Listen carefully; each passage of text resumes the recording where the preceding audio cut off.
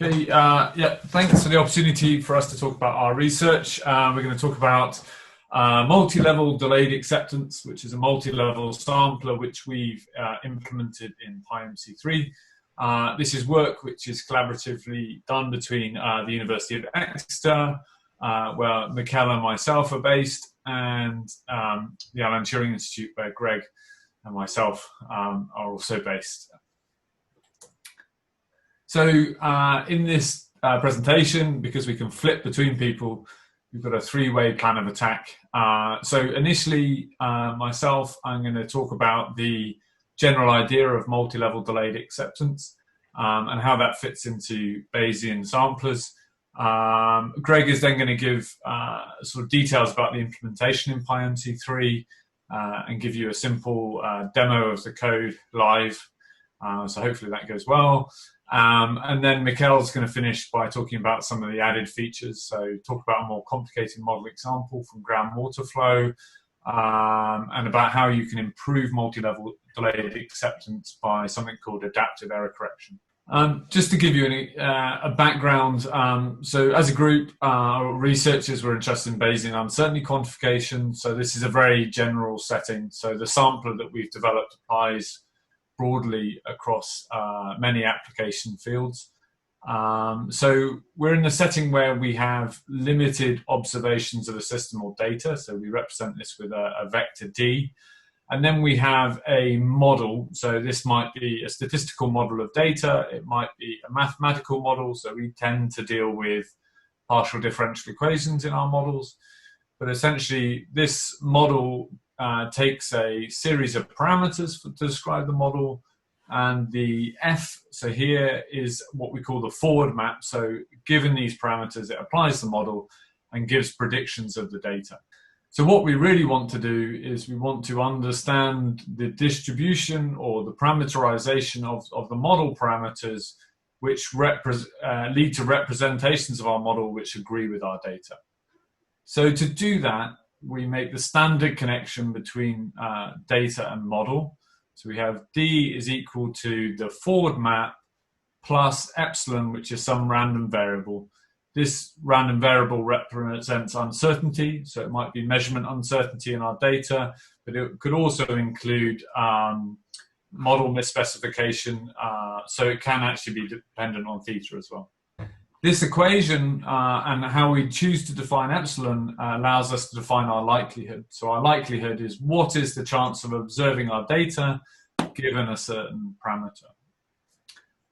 With that, we can also have some prior belief on what we believe possible range or distributions of values should be for our theta. And our ultimate aim is we wish to find the distribution of our parameters given our observations. So that's this probability distribution, pi of theta given D.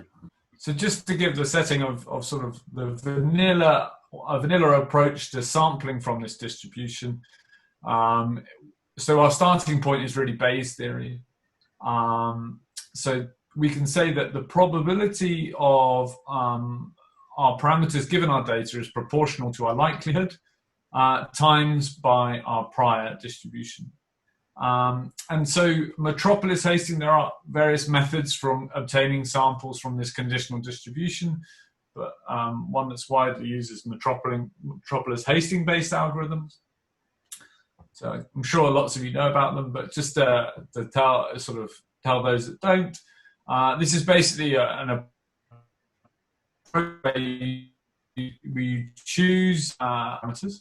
And then you generate a sequence of parameters in the process. So given a position in your, a parameter in your sequence, you then generate a new proposal, which we call theta prime, from what we call a proposal distribution. So we randomly sample a possible next step in our Markov chain using a proposal distribution. We then accept this proposal at the next as the next sample with a probability alpha. So this probability alpha is higher. So if the new proposal gives us a parameterization which leads to a better fit to our data, we always accept it. And if it leads to a parameterization which is worse, we accept it with a probability proportional to the ratio of the two. So we can see in this diagram on the right, this gives an idea of how a sequence might work. We start at a position, make a proposal, it looks better, so we accept it. We then make another proposal, which we might then reject, and then we follow this sequence to produce a Markov chain. What we see is we walk to regions of the parameter space with higher likelihood, which also obviously gives us parameterizations which better fit our data. There are two major challenges with Metropolis-Hastings algorithms that often, particularly for the models that we're interested in, evaluating this likelihood can be extremely computationally expensive. So we want to make sure we only do it if there's a high probability of being accepted. And the Markov chain is they're not independent samples, so they generate correlated samples. So we often need many, many of these samples to generate good statistics about the outcome. So anything that can decorrelate these samples is a good idea. So the base of our multi-level delayed acceptance is delayed acceptance, which is comes from an idea from Christen and Colin Fox. And it's a really simple idea, but it is particularly effective. So the idea is that you can use a cheap approximation of a model, which I've denoted F hat, to essentially screen proposals before you evaluate the expense, for example. So there's different ways of making a coarse approximation. In the example on the right, it's a Bayesian regression problem, and we just use a reduced data set, so we don't evaluate as many points. But in a finite element discretization or a PDE-based problem, you could just use a lower fidelity discretization of that problem. The key thing here is we only evaluate the full model if it's likely to be accepted. So essentially what we do is when we make a proposal in the standard Metropolis-Hastings way, we do the accept-reject step that we showed before, but on the coarse approximate level. If we reject on that level, we automatically reject on the full level. And if we accept on that coarse level, we then do a second accept-reject against the fine model with a slightly different probability, the acceptance probability, which is essentially the ratios of the fine model against the coarse model for the proposal and the initial state. So in multi-level delayed acceptance, we did two adaptations to this. Firstly, we extended it to running finite chains on the coarse levels. So here it's depicted that we have the fine level here. We will generate a subchain which has a finite length j, and then we will pass this up as a proposal to the fine. The good thing about this is that we can use this coarse chain to generate a more independent proposal at the cost of the coarse model. So essentially, the cost saving you get is approximately the difference between the cost of the fine and coarse model times by the acceptance rate, which is typically high if the coarse model gives you a good approximation of the fine. The second extension is that you can actually apply this sampler recursively. So you benefit at each level from the computational saving between levels. So the picture depicts it here, that you have delayed acceptance on the multi-level delayed acceptance with a finite subchain here, and then on the next level you can call it again. So you recursively nest delayed acceptance within itself. And this gives you additional benefits, particularly when you have the potential of having large numbers of hierarchies in your model. We won't talk about it in this presentation, but by having multiple levels, you also get, you can exploit the samples taken on all levels to estimate statistics of quantities of interest in the end. And this is called a technique called variance reduction. It's actually in our next pull request, we'll include this. And it has clear similarities with other work that I've done in the literature on multi-level Markov chain Monte Carlo with some subtle differences. That leads me to a very quick introduction on the idea of multi-level delayed acceptance, but probably easier demonstrated through an example, which I'll pass over to Greg. So hello from me too. Tim spoke to you a bit about the theory and the main ideas behind MLDA. And what I'm going to do is I will talk a bit about the implementation of MLDA within PyMC3 that we have been working on during the last few months.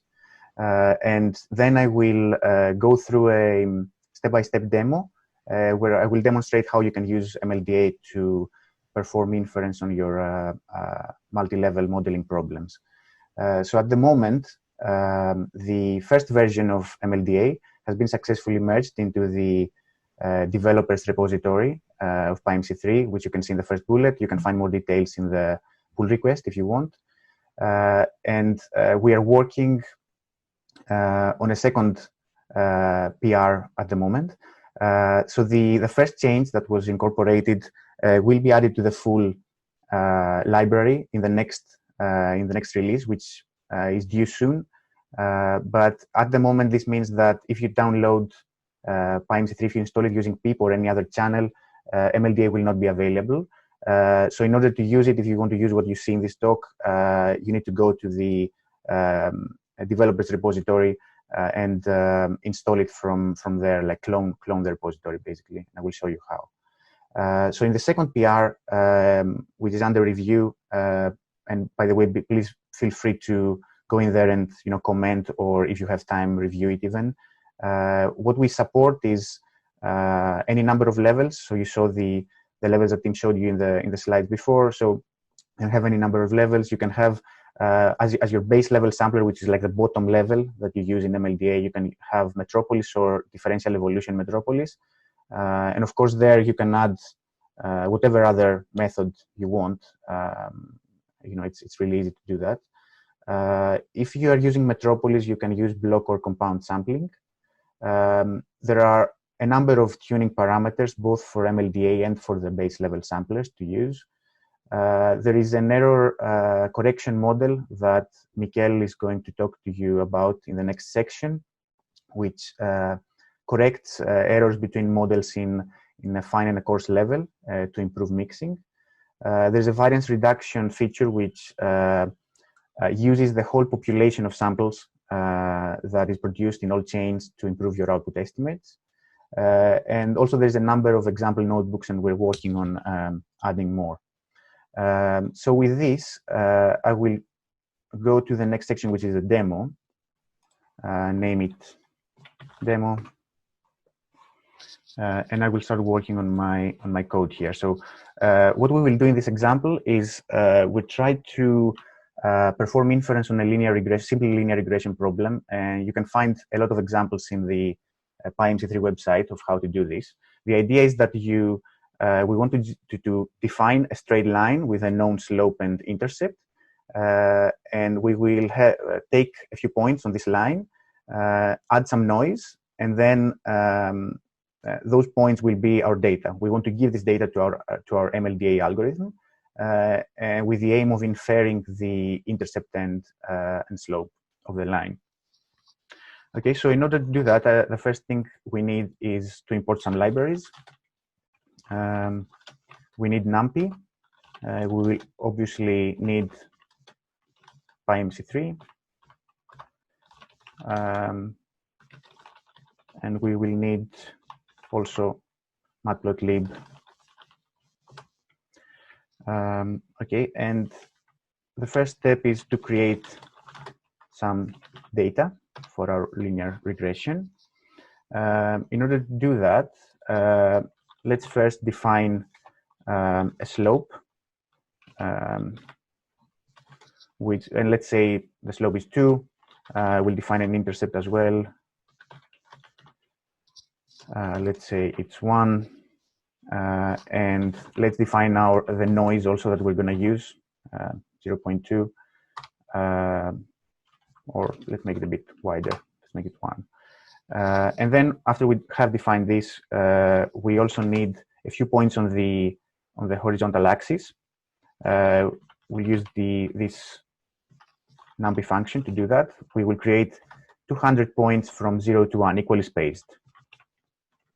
Okay, and then we want to project those points into the straight line that we have defined. So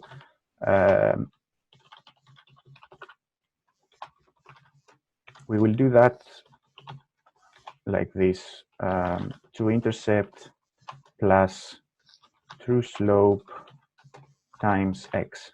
Okay, so this is our true regression line. We have projected our points. And the final thing we need to do to create our data set is we will add noise to this regression line. And we'll use NumPy to do that.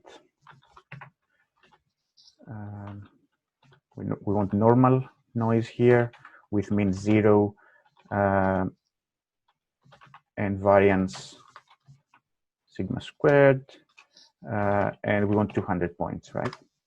So we run this piece of code, we have our data now, and now we'll just copy paste some code to avoid writing all of it. I will copy paste some code to show you how these points look like.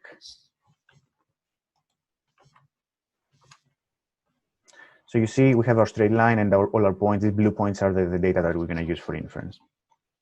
Okay. So the next step is we want to define our model. Okay, we have our data, we want our model. So let's first define our fine model. So MLDA, has a fine model and has a number of coarse models. So let's define our fine model, which is the model we actually want to take samples from. So in order to do that, we use the with context manager of Python and the model class of PyMC3. Let's name it fine model. And we can use the PyMC3 API here to do whatever we want. In this case, we will first define a couple of normal priors for our unknown variables. Our first is intercept. Normal prior, we'll make it quite wide and uninformative. So we give it a mean of 0 and a sigma of 20, let's say. And then for the slope, we're going to do the same, normal, name it slope.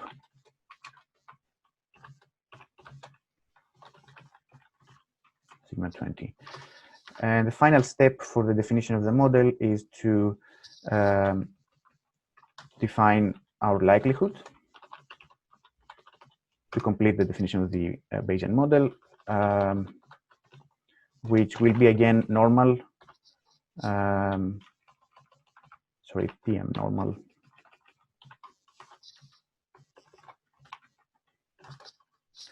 with mean equal to intercept plus slope times the x vector.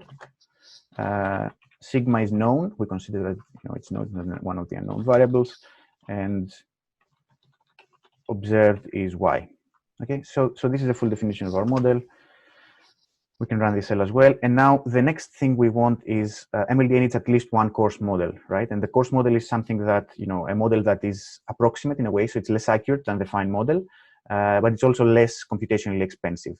And in this case, in order to simulate this situation in this toy problem, we're just going to subsample our data set, and we will use this subsample, like reduced data set, to define a coarse model. So we expect that with fewer data, this will be less accurate and a bit faster to compute as well, to compute the likelihood.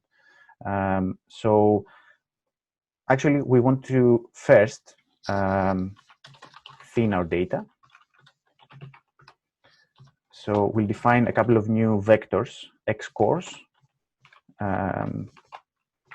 which contains every second sample of x, and y coarse, which contains every second sample of y.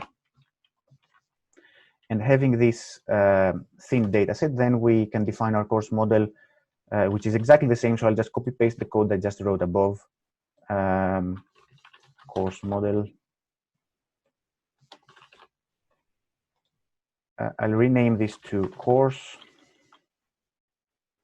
And the only thing I need to change is make this x coarse and this y coarse. So this is now our coarse model. And now we can perform inference with MLDA. And with MLDA, you always need to use the fine model in your context manager to perform inference, like this. You can define a step MLDA, let's name it. using the MLDA class. And the only positional argument here is coarse models, which is a list of all the coarse models you want to use. Okay, in this case, we just have one coarse model. And let's also add another parameter, the subsampling rate, which is the number of samples that the subchain has generates in order to produce a proposal for the chain above, for the fine chain. So let's make it 10 in this case. And then we have inference. We want to create a trace, and this is the universal sample function that we're using here. We need to pass the step MLDA that we created above. And let's say we need 2,000 samples, 1,000 burn-in samples, and let's say we want two chains only. Okay, so we can just run it now. It will take maybe 30-40 seconds to run, and in the meantime, I will write some code to just visualize the outputs. These are standard functions in PyMC 3.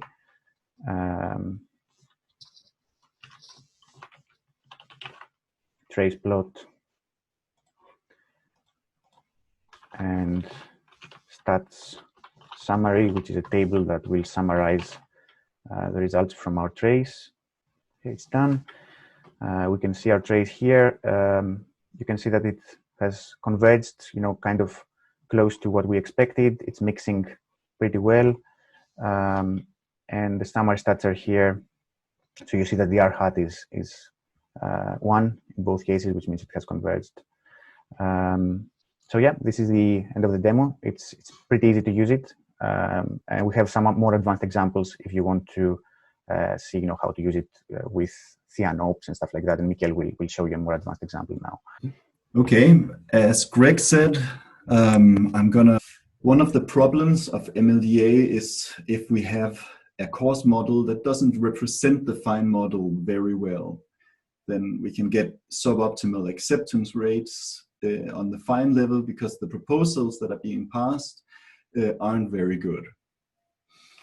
And our cure for this is an adaptive error model that corrects the coarse levels according to the fine. So what you see here is at the left, the situation that I'm talking about, where the coarse model, that's the red isolines, are somehow both offset and rotated from the posterior that we really want to sample from. And our first objective is to offset the coarse posterior. That's where you see in the middle, where the mean has been moved closer to the true mean, and we want to maybe scale and rotate the coarse posterior to better capture the shape and direction of the fine posterior. That's our target.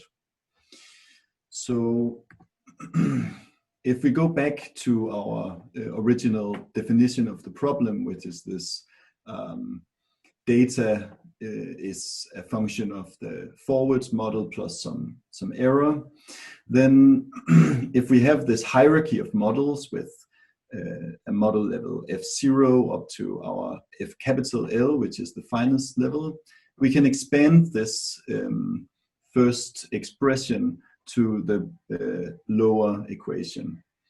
And this is actually just whatever level we're at, that's F calligraphic L, plus the difference between all the models stacked on top of that up to the fine model level. And this and this bit here actually just collapses into FL. So they are actually the same, even though it looks a bit more complicated. These are just differences between model levels, the expressions that are inside the sum. And we define that as the bias, or more specifically, the bias of the coarse model on level calligraphic L.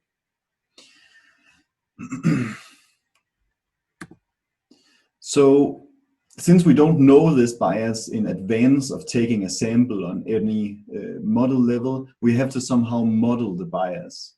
And one way of doing that is to assume that the bias comes from a normal distribution with some mean and some covariance. And if we do that, we can rewrite the Gaussian likelihood function, which may be familiar to some of you, the basic form where you don't have this mean and sigma bias in the expression, but these are just the terms that actually assures that we do offset, scale, and rotate the coarse likelihood function. So the mean sort of offsets it, and the covariance can scale and rotate it. So that's how we correct the coarse model to make sure that the likelihood is closer to the likelihood that we are interested in sampling in. But how do we get these means and these covariances of the bias for the different levels? One approach would be to evaluate a bunch of parameter sets in advance of running MCMC, simply draw them from the prior, but that would take additional computational effort. So what we have done is to sample it while the MCMC is running. And to do that, we break the bias down into smaller bits. So there is one bias term between each model level. And then we add them together to get the bias on any level. So that on the coarsest level, the bias between the coarse and next coarse plus the next coarse to the next coarse, all the way stacked up to the finest model, is added to the coarse model, so that each level is corrected downwards to the coarsest model. And we can actually do that every time two adjacent levels are evaluated. We get an estimate of the bias between those two levels. And so we build these bias terms as we sample using some sequential equations that I won't go into detail with. So I'm going to show you one example of how this is done in PyMC 3 and how it works. So if you have a look at this, these equations, this is a partial differential equation, which is something that we're interested in our group. And this in particular is the groundwater flow equation, where you can see that you have some hydraulic flux, that's the Q, that's a vector, and which depends on the sources and sinks of the domain, which is the G function. And this can be expanded into the bottom equation, where you see the hydraulic head is H, which is also called hydraulic, or it's a type of pressure inside the soil. And our capital T is the transmissivity. That means how well the soil transmits water, and it can be equated to something like conductivity in an electrical circuit or something. The higher the transmittivity, the stronger the flow inside the soil. But of course, if we have a big domain with many degrees of freedom, this partial differential equation is expensive to solve. So that is where the multi-level MCMC comes in and can do some work for us, so we don't have to evaluate this model at its full scale at every step of the Markov chain. So to go into a little bit more detail with this implementation, we can model this soil transmissivity as a Gaussian random field. Then we decompose it with a Karhunen-Loewe decomposition, and then we truncate it so that we only admit the modes of this Gaussian random field that actually influence the field according to the length scale. So our task is to find the distribution of these parameters that represent the transmissivity of the soil, given some measurements of the hydraulic head, which again is the pressure in the soil. So I will show you an example. And this is a Jupyter notebook that I have run in advance because, as I mentioned, this is a bit computationally expensive, so it takes a while to run. But as you can see here, we have our coarse model, which is, as you can see, there's a bit of aliasing because there's not many finite elements on the domain.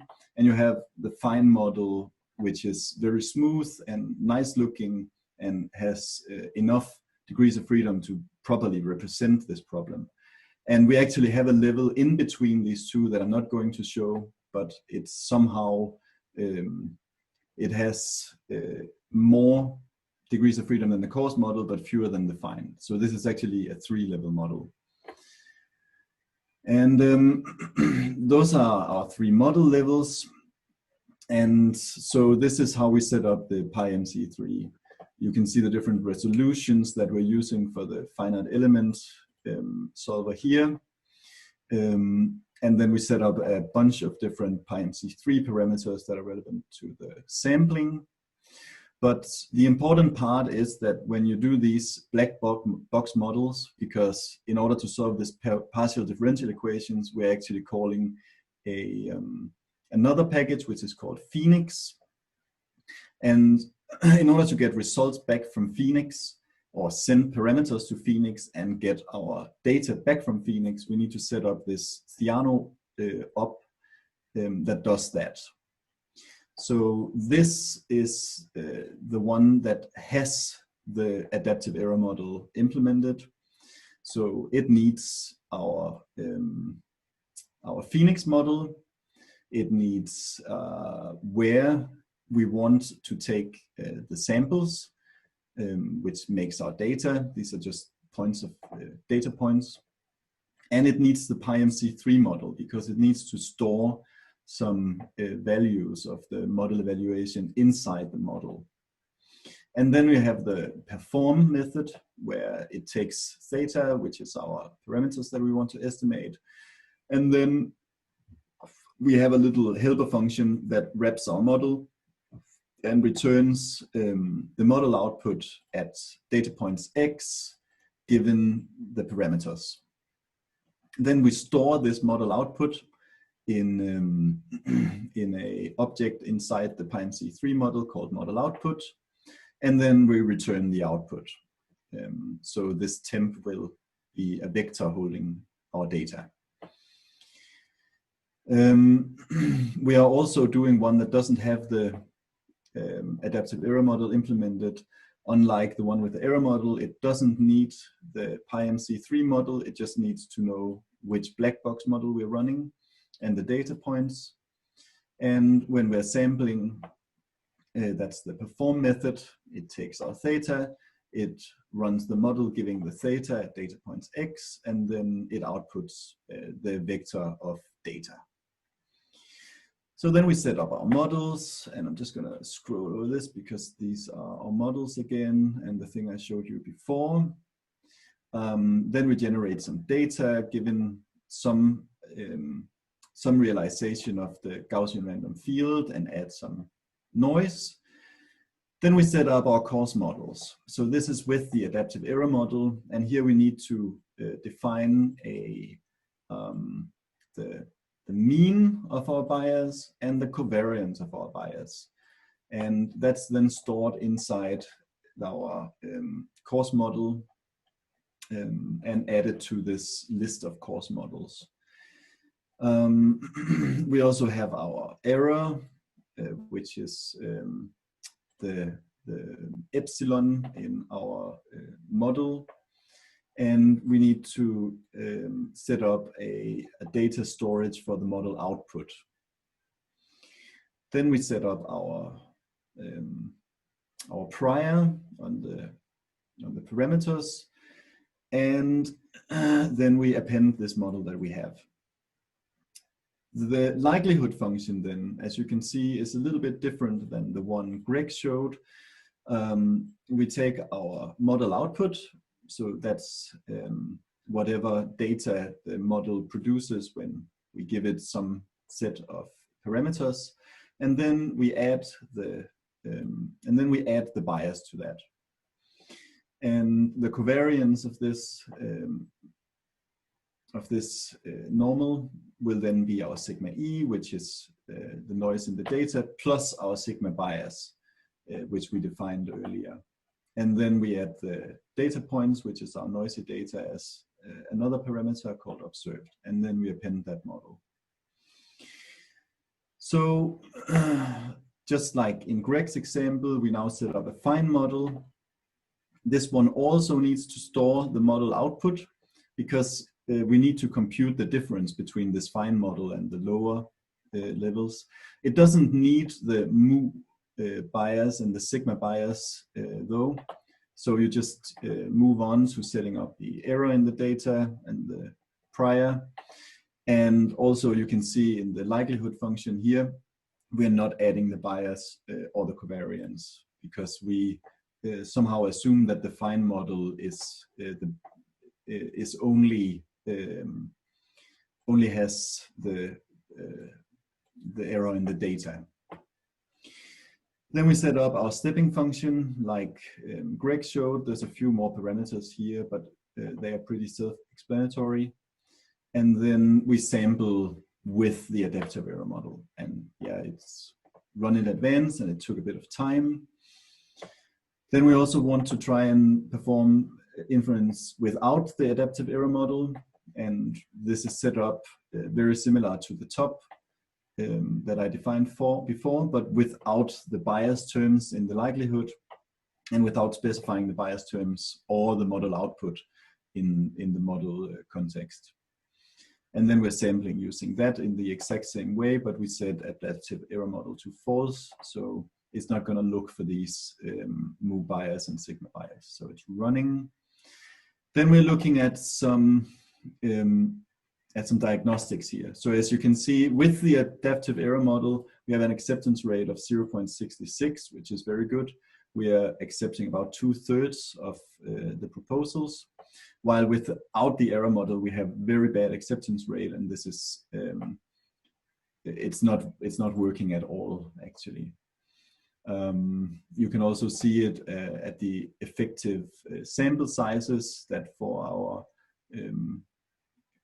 sampler with the adaptive error model, we have very high sample sizes. We only took, how many? 8,000 samples, I think. So every fourth is actually an independent sample, while without the adaptive error model, we have very low sample sizes. We can also have a look at the traces. This is with the adaptive error model, where we have very good mixing and convergence. And this is without the error model, where the sampler is not going anywhere and actually doesn't converge, and there's no mixing. We believe MLDA is, this implementation of MLDA within PyMC3 can be very useful for many practitioners because it combines a multi-level sampler for the first time in a probabilistic programming language with the powerful API of PyMC3, which allows you to very easily define your models. I'd really appreciate if you want to use MLDA on your own applications, try it, see if it breaks. So if you want to raise any issues with the merged code, you can go to the upstream repository that you see here and raise an issue. If you want to contribute code, your own code, you can start a branch or open an issue in either in our own fork, which you can see here, or in upstream. If you have any ideas for future development that you think should be prioritized, please use our project board. And of course, if you want to contact us, you can find our details for GitHub, email, PyMC Discourse in the conference website. So with this, I want to thank you for watching, and I hope you enjoy using MLDA.